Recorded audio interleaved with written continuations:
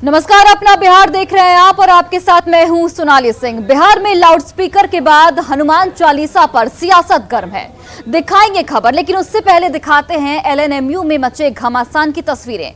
BHU के बाद अब एलएनएमयू यानी कि ललित नारायण मिथिला यूनिवर्सिटी में इफ्तार पार्टी करने और नमाज पढ़ने को लेकर सियासी संग्राम छिड़ गया है।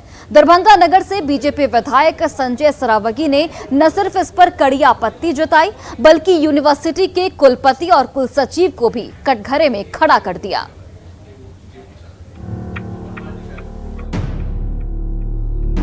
यूनिवर्सिटी में इफ्तार, यूनिवर्सिटी में नमाज, यूनिवर्सिटी कैंपस में धार्मिक आयोजन। ये यूनिवर्सिटी है या सियासत का अड्डा?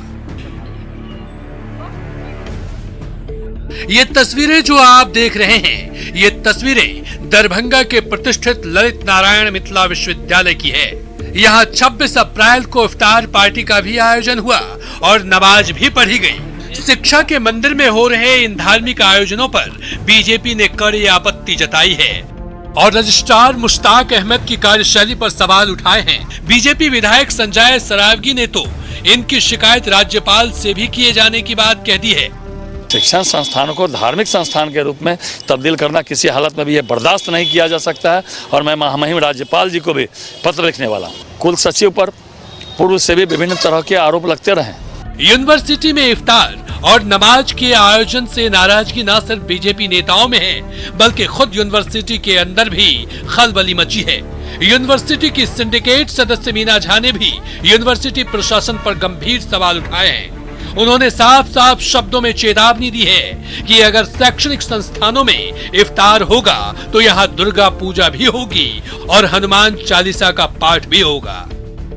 हम ये कह रहे हैं कि आज आप इफ्तार मना रहे हैं तो हिंदू संगठन कहेगा मैं दुर्गा पूजा मनाऊंगी, महिला मोर्चा कहेगी हम यहाँ दुर्गा पूजा के उत्सव मनाएंगे, डांडिया मनाएंगे। किस किस को आप रखिएगा?